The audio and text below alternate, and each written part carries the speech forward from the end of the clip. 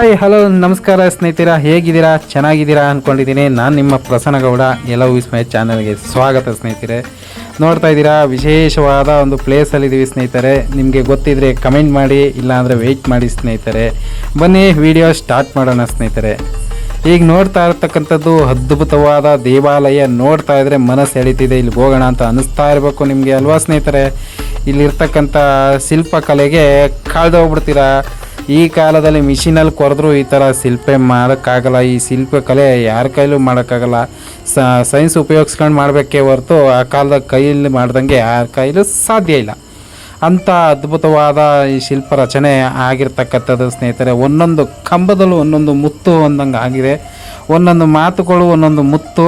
ಇದರ ವಿಚಾರದಲ್ಲಿ ಹೇಳಬೇಕು ಅಂದರೆ ಸ್ನೇಹಿತರೆ, ಇಲ್ಲಿ ಪ್ರಮುಖವಾದದ್ದು ಶಿವ ಸ್ನೇಹಿತರೆ. 12ನೇ ಶತಮಾನದ ದೇವಾಲಯ. ಓಂ ನಮಃ ಶಿವಾಯ. ಶಿವನ ದರ್ಶನ ಮಾಡಿದ್ದೀರಿ ಅಲ್ವಾ?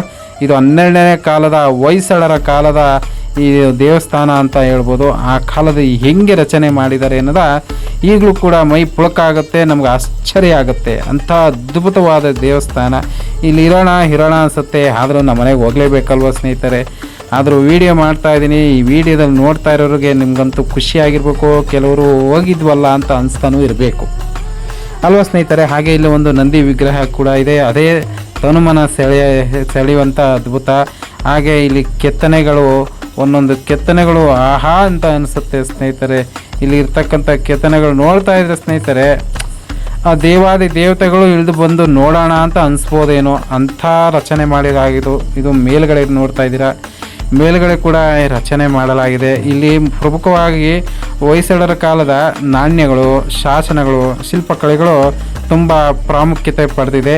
ಹಾಗೂ ಇದು ಜಾಗತಿಕ ಮಟ್ಟದಲ್ಲಿ, ನಮ್ಮ ದೇಶದ ಮಟ್ಟದಲ್ಲೂ ಕೂಡ ಇದು ಪ್ರವಾಸಿ ಸ್ಥಳ ಅಂತಲೇ ಗುರುತಿಸಲಾಗಿದೆ ಸ್ನೇಹಿತರೆ. ನಮ್ಮ ವರ್ಲ್ಡ್ ಫೇಮಸ್ಸು, ಪ್ರಪಂಚಕ್ಕೂ ಗೊತ್ತು ಈ ಹಳೆಬೀಡು ಎಂಥ ಅದ್ಭುತ ಅಂತ ಅದ್ಭುತ ಪ್ಲೇಸ್ನಲ್ಲಿ ನಾವಿರೋದು. ಇದು ಹಾಸನ ಜಿಲ್ಲೆಯಲ್ಲಿ 12 ಕಿಲೋಮೀಟ್ರ್ ಒಳಗೆ ಬಂದರೆ ಈ ದೇವಸ್ಥಾನ ಸಿಗುತ್ತೆ ಸ್ನೇಹಿತರೆ. ಹಾಗೆ ಮೈಸೂರಿಂದ 150 ಕಿಲೋಮೀಟ್ರ್ ಕೂಡ ಪಯಣ ಬೆಳೆಸಬೇಕಾಗತ್ತೆ. ಇದು ಹಳೆಬೀಡು ಕ್ಷೇತ್ರ ಸ್ನೇಹಿತರೆ ನಾವಿರ್ತಕ್ಕಂಥದ್ದು. ನೋಡ್ತಾ ಇದ್ದೀರಾ, ಆಗಿನ ಕಾಲದಲ್ಲಿ ಯಾವ ರೀತಿ ರಾಜರು ವೈಭವವಾಗಿ ಬೆಳೆದಿರಬೇಕು, ಬದುಕಿರಬೇಕು, ಸಂಸ್ಕೃತಿನ ಬೆಳೆಸ್ಕೊಂಡು ಬಂದಿರಬೇಕು ಅನ್ನೋದು ನೀವು ಯೋಚನೆ ಮಾಡಿ ನೋಡಿ.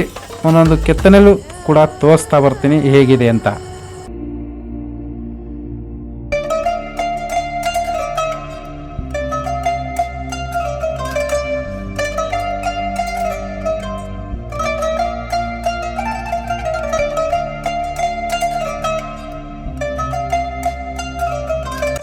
ನೋಡಿ, ಈಗ ವಿಶೇಷ ಅಂದ್ರೆ ಈ ನಂದಿ ತುಂಬ ಪ್ರಮುಖ ಆಕರ್ಷಣೆ ಸ್ನೇಹಿತರೆ.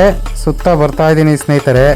ಆದರೆ ಇಲ್ಲೇನು ವಿಶೇಷ, ಏನಕ್ಕೆ ಕೆತ್ತನೆ ಮಾಡಲಾಗಿದೆ ಅಂದರೆ ಸ್ನೇಹಿತರೆ, ನಾವಂತೂ ಸತ್ತೇ ಸಾಯ್ತೀವಿ, ಆದರೆ ನಮ್ಮ ಸಂಸ್ಕೃತಿ ಸಾಯಬಾರ್ದು, ಇದು ಮುಂದಿನ ಪೀಳಿಗೆಗೂ ಇರಬೇಕು ಅಂತ ಈ ಶಾಸನಗಳನ್ನ, ಈ ಶಿಲ್ಪಕಲೆನ ಉಳಿಸ್ಕೊಂಡು ಬಂದಿರತಕ್ಕಂಥದ್ದು ಸ್ನೇಹಿತರೆ. ಕೆತ್ತಿಸಲ್ಪಟ್ಟಿರೋದು ಸ್ನೇಹಿತರೆ ಆ ಕಾಲದ ರಾಜರು ಸ್ನೇಹಿತರೆ. ಅವರ ಜೀವನ ಶೈಲಿ ಹೆಂಗಿತ್ತು, ಅವರು ರಾಜ್ಯಭಾರ ಹೇಗೆ ಮಾಡ್ತಿದ್ರು, ಜನ ಹೇಗಿದ್ದರು, ಆ ಶ್ರೀಮಂತಿಕೆ ಹೆಂಗಿತ್ತು ಅನ್ನೋ ಪ್ರತಿಯೊಂದನ್ನು ಒಂದು ಕೆತ್ತನೆಯ ರೂಪದಲ್ಲಿ ವಿಸ್ತರಿಸಲಾಗಿದೆ ಸ್ನೇಹಿತರೆ. ನಮ್ಮಂಥ ಮುಂದಿನ ಈ ಪೀಳಿಗೆಗೆ ತೋರಿಸುವ ಪ್ರಯತ್ನ ಮಾಡಿರ್ತಕ್ಕಂಥದ್ದು. ಹಾಗೆ ಸ್ನೇಹಿತರೆ, ಈ ದೇವಸ್ಥಾನ ನಕ್ಷತ್ರದ ರೂಪದಲ್ಲಿ ಇರ್ತಕ್ಕಂಥದ್ದು ಸ್ನೇಹಿತರೆ. ಬೇಕಾದರೆ ಆಕಾಶದಿಂದ ನೋಡಿದ್ರು ಹಾಗೆ ಕಾಣುತ್ತೆ, ಸೈಡ್ ಆ್ಯಂಗಲಲ್ಲಿ ನೋಡಿದ್ರು ಕೂಡ ನಿಮಗೆ ಗೊತ್ತಾಗುತ್ತೆ ಸ್ನೇಹಿತರೆ. ಅಂಥ ಅದ್ಭುತವಾದ ಈ ದೇವಾಲಯ ಈ ನಮ್ಮ ಪ್ರಪಂಚದಾದ್ಯಂತ ಎಲ್ಲೂ ನೋಡೋದಕ್ಕೆ ಸಾಧ್ಯ ಆಗೋದಿಲ್ಲ ಸ್ನೇಹಿತರೆ. ನಾನು ನೋಡ್ತಾ ಸ್ನೇಹಿತರೆ ಕಳೆದೋಗ್ಬಿಟ್ಟೆ. ಈ ಥರ ಹೆಂಗಪ್ಪ ಇಂಥ ರಾಜ್ಯಭಾರ ಮಾಡಿದ್ರಲ್ಲ ಅಂಥ ಕಾಲದಲ್ಲಿ ನಾನು ಇರಬೇಕು ಅಂತ ಒಂದು ಕ್ಷಣ ಅನಿಸೋದಂತೂ ಸಹಜ ಸ್ನೇಹಿತರೆ. ನಿಮ್ಗೇನು ಅನ್ನಿಸ್ತು ನೀವು ಕಮೆಂಟ್ ಮಾಡಿ ದಯವಿಟ್ಟು ಹೇಳಿ.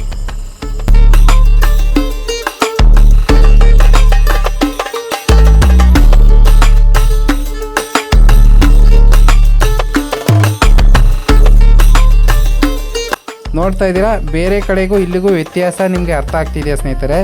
ಇಲ್ಲಿ ನಂದೀಶ್ವರ ಸಪ್ರೇಟಾಗೆ ಶಿವನ ಮುಂದೆ ಇರ್ತಕ್ಕಂಥದ್ದು ನೋಡಿ. ದೇವಸ್ಥಾನದ ಒಳಗಡೆ ಲಿಂಗ ಇದೆ, ಶಿವನ ಲಿಂಗ, ಬಟ್ ಒಳಗಡೆ ನಂದೀಶ್ವರ ಇಲ್ಲ. ದೇವಸ್ಥಾನದ ಹೊರಭಾಗದಲ್ಲಿ ನಂದೀಶ್ವರ ಇರ್ತಕ್ಕಂಥದ್ದು ಇದು ವಿಶೇಷ. ಹಾಗೆ ಶಿಲಾ ಬಾಲಕಿಯರು, ಹಾಗೆ ದೇವಸ್ಥಾನದ ಮುಂಭಾಗದ ಆವರಣದಲ್ಲಿ ಇರ್ತಕ್ಕಂಥ ಈ ವಾಸ್ತು ಶಿಲಾ ಬಾಲಕಿಯರು ಅದ್ಭುತವಾಗಿ ಕಾಣಿಸ್ತಿದೆ ಸ್ನೇಹಿತರೆ. ನೀವು ಕಣ್ಣಾರೆ ನೋಡ್ತಾ ಇದ್ದೀರಾ. ಒಳಗಡೆ ಕೂಡ ಭಕ್ತ ವರ್ಗದವರು ಕೂತ್ಕೊಂಡಿರ್ತಕ್ಕಂಥದ್ದು. ಶಿವನ ದರ್ಶನ ನಾವು ಮೊದಲೇ ತೋರಿಸಿದ್ವಿ ಸ್ನೇಹಿತರೆ. ನೋಡಿ ಮತ್ತೆ ಇನ್ನೊಂದು ತೋರಿಸ್ತಾ ಇದ್ದೀವಿ ಸ್ನೇಹಿತರೆ. ಇಂಥ ವರ್ಣನೆ ಪ್ರಪಂಚದ ಯಾವ ಭಾಗದಲ್ಲೂ ಸಾಧ್ಯ ಇಲ್ಲ ಅಂತ ನಾನು ಅನ್ಕೋತೀನಿ. ಬಟ್ ಒಂದು ಕಡೆ ಇದೆ ಬೇರೆ ದೇಶದಲ್ಲಿ, ಅದು ಶಿವನ ಟೆಂಪಲ್ಲು, ನಾರಾಯಣ ಬ್ರಹ್ಮಾಂಡನೋ ಅಂತ ಅನ್ಕೋತೀನಿ. ಅಲ್ಲೊಂದು ಅದ್ಭುತವಾದ ರಚನೆ ಇದೆ. ಅದು ಬಿಟ್ಟರೆ ಸ್ನೇಹಿತರೆ ಇದೊಂದೇ ಈ ಅದ್ಭುತವಾದ ರಚನೆ. ಎಷ್ಟು ಸೊಗಸಾದ ರಚನೆ ಅಂತ ನಿಮಗೆ ಅನುಭವಕ್ಕೆ ಬಂದಿರಬೇಕು. ಕೆಲವರು ಹೋಗಿ ಬಂದಿರ್ತೀರ, ಅವ್ರಿಗೆ ಅರ್ಥ ಆಗಿರುತ್ತೆ ಸ್ನೇಹಿತರೆ. ಇದಾಗಿತ್ತು ಈ ಹೊಯ್ಸಳ ಕಾಲದ ಈ ಶಿವನ ದೇವಾಲಯ ಸ್ನೇಹಿತರೆ. ಈ ಹೊರಾಂಗಣ ಪಾರ್ಕ್ ವ್ಯವಸ್ಥೆ ಅದ್ಭುತ.